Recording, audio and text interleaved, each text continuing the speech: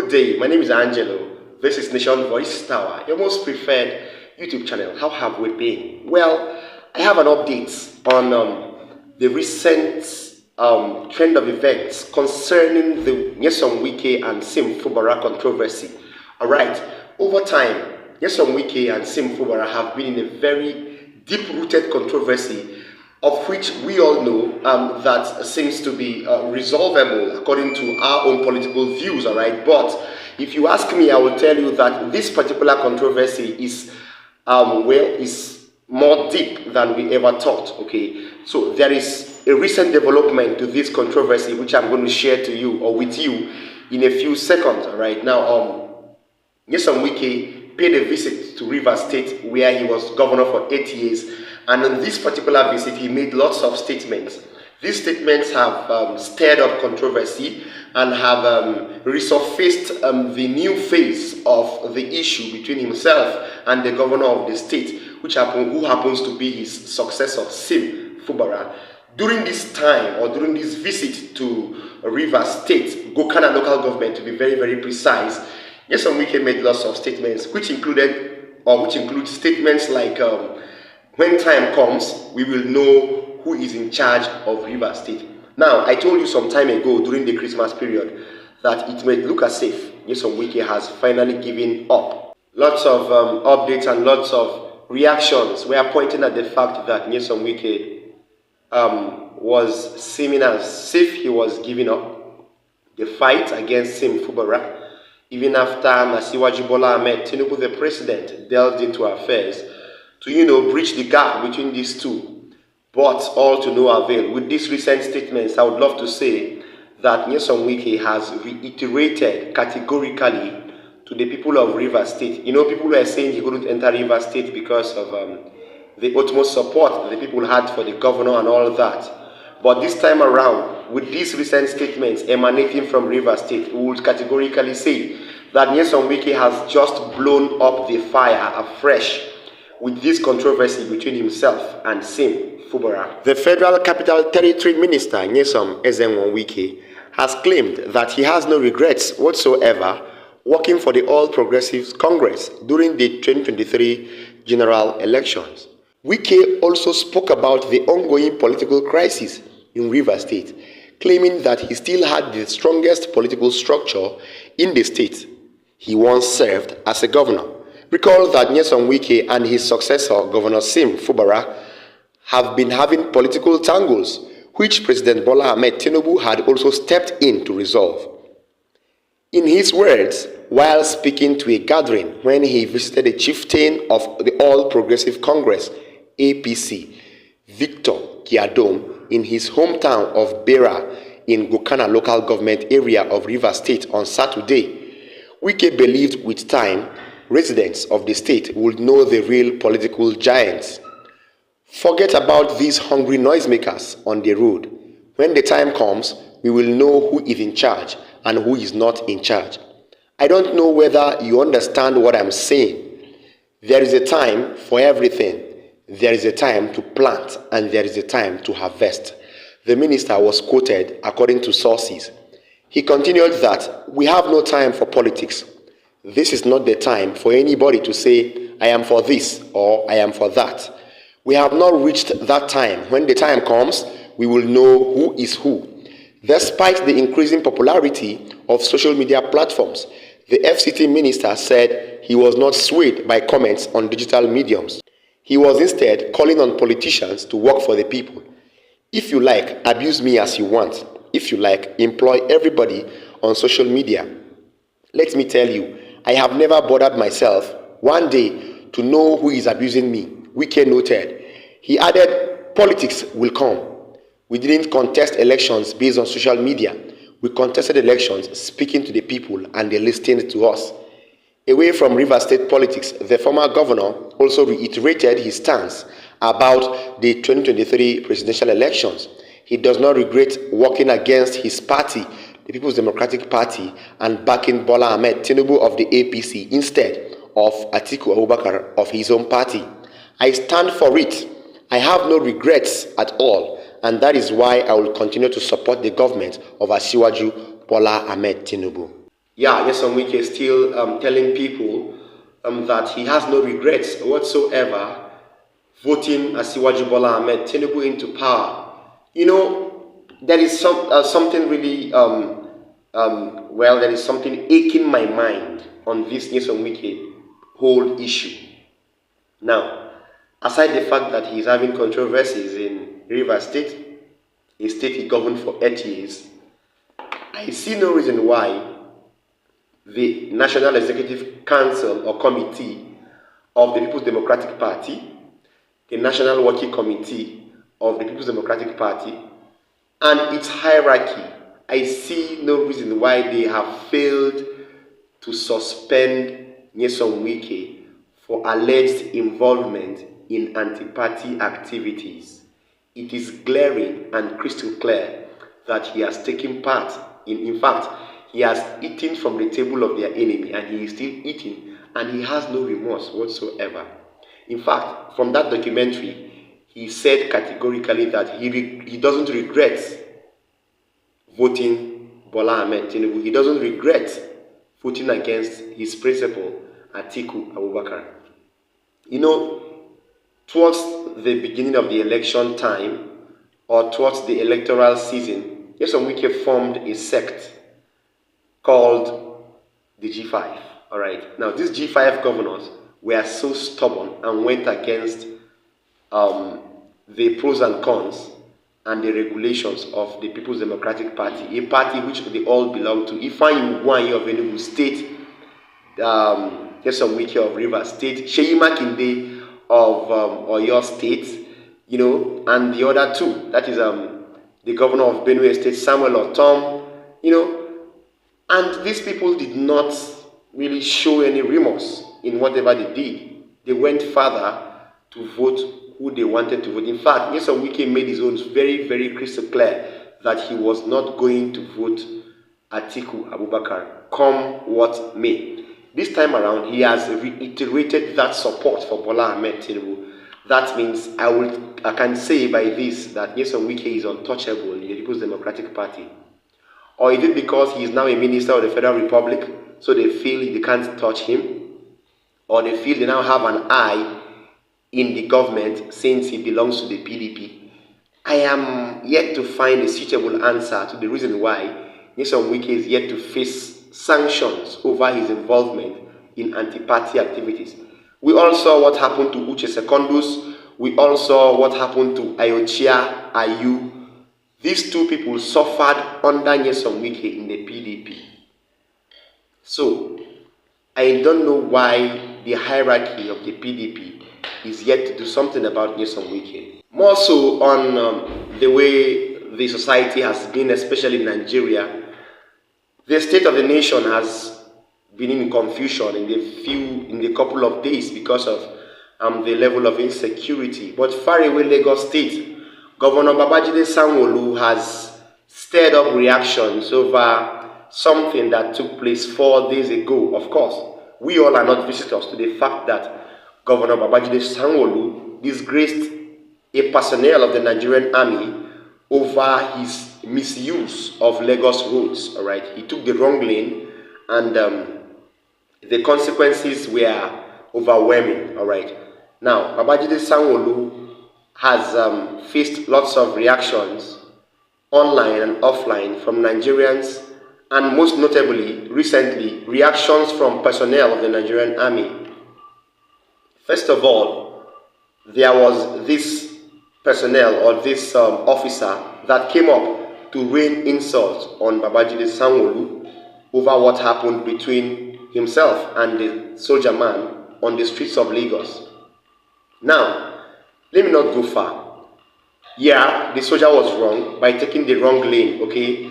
That was absolutely bad of him to take the wrong lane at that point in time, despite warnings from the governor of Lagos State, Babajide Sanwo-Olu. Alright, now, I would love to say categorically here, I am faulting Babajide Sanwo-Olu. I am not only faulting the soldier man, I am faulting from another perspective, the governor. If you heard from the soldier that he was a soldier, what you should have done was to confirm and then know what to do about it.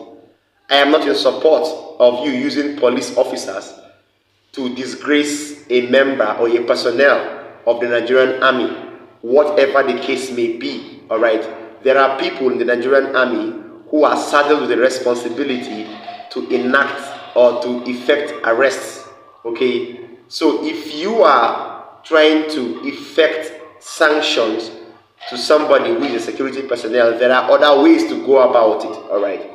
Now, I have another personnel from the Nigerian army, this time a high-ranking officer, who reacted to the video of Babajide Sanwo-Olu disgracing one of the officers of the Nigerian army over his misuse of Lagos roads. Please watch this video. This particular reaction has shaken the whole internet in the past couple of hours. This might be the first of its kind, because if you ask me, I will tell you that Babajide Sanwo-Olu has thus touched the tail of lots of officers in the Nigerian army. Àwọn táàtù tó ń lò nígboro Èkó tó ń da Èkó rú, they destroy Lagos. Ó arrest wọn. Ó arrest wọn rárá. Sójà ló ń arrest and you ló ń káká sókè. Kí ló dé? You should be ashamed of yourself, Sanwo-Olu. But let me remind you, your 4 years will soon be finished now. Do whatever you like. Torment people of Lagos State. Where's my own governor today? Where's Akeredolu today? You should be ashamed of yourself, Sanwo-Olu. You should be ashamed of yourself. Nigerian soldiers are all over the world. We are in UN. We are everywhere. We're serving the nation to make the country proud. People die in Sambisa Forest. People die in Borno. People die in Plateau. Everywhere, soldiers are being killed. And the same soldier, I don't blame you at all. If a dirty, bloody civilian like you, because you are chief executive of a state, you are above the law yourself. How many times have you gone through the wrong way? How many times have you gone through the wrong way in Lagos? So you are above the law, right? A young soldier. Check him. He has been shot here. He has an iron. Look at the boy you love. He has an iron in his hand. He has been under my command before. He's just a young soldier. And you make the life that the whole world is about to crack. Nobody's afraid of you. If you lock me, we'll release him, right? Stupid governor like you. Orí ẹ ti dàrú, Sanwo-Olu. Orí ẹ ó ti dàrú. Ojú máa turari lọ́jọ́ kan, òwe àkàlà. Níbo ni Babangida wà léni? Níbo ni gbogbo wọn wà léni? Àsìkò ẹ̀ ń bọ̀. Ṣé wọ́n sọ pé ó ti yí lórí tẹ́lẹ̀? Àǹbọ̀dé ti sọ tẹ́lẹ̀. Ó lọ́pọlọ ẹ ti dàrú tẹ́lẹ̀. Ó náà ti gbé ẹ lọ Bariga General Hospital. Ó dẹ̀ ti wá show ẹ. Pọ́pọlọ ẹ ò pé, pórí ẹ ò pé rárá. All right, the officer there was very bitter.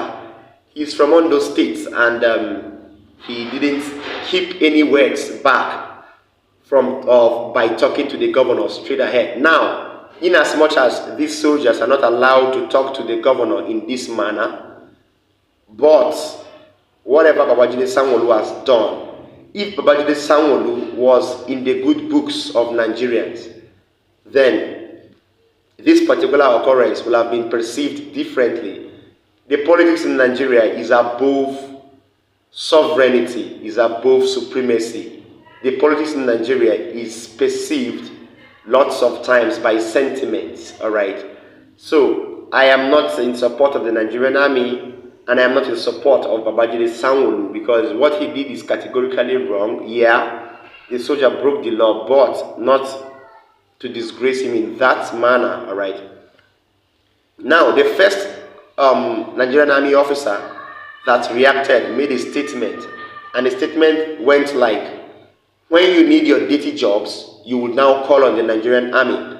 Now, that statement took my attention, okay? Now, is he trying to say that Babajide Sanwo-Olu actually ordered for the killings at Lekki Toll Gate on 20th of October 2020? Because that statement is actually a statement to be looked into.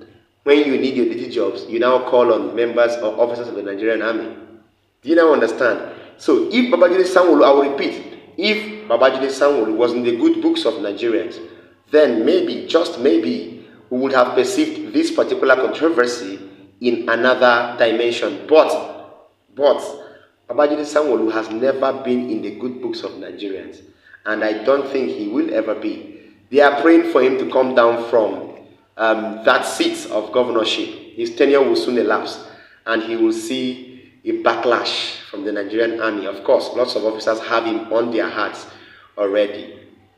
Now, if you notice, from the issues that took place in Niger Republic, Angola, and few African countries, Burkina Faso to be precise, the overtaking of the government by military coups and all that, although they were for good reasons, because these civilian governments have all been saddled with corrupt practices over time, eating the national cake and not sharing what was meant for the people in a proportionate manner, all right? Hence the reason why the members of the armed forces in these countries decided to take laws into their hands and take back their country. Now, ECOWAS, which is apparently headed by Bola Ahmed Tinubu, delved into, operations. In the case of Niger, an invasion was threatened and all that. But have you noticed that there is something wrong with the leadership of the Economic Community of West African States, ECOWAS?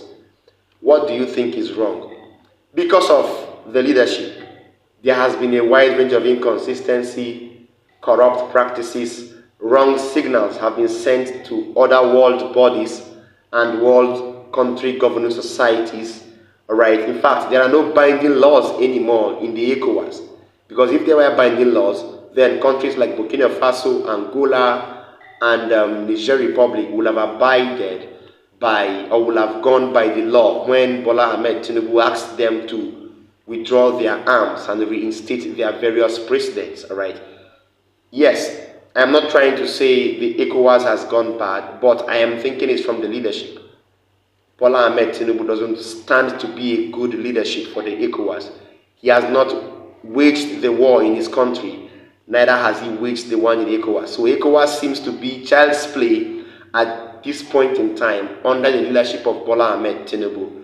I have Mr. Victor Okai. Mr. Victor Okai is an African affairs analyst, and he has more to say over the recent decadence in the leadership of the Economic Community of West African States, ECOWAS. In fact, I wish you didn't say this, because it was all that was running through my mind. So it's like, what am I going to say again? But it does appear, particularly with this current leadership of ECOWAS, that there's something wrong with the leadership.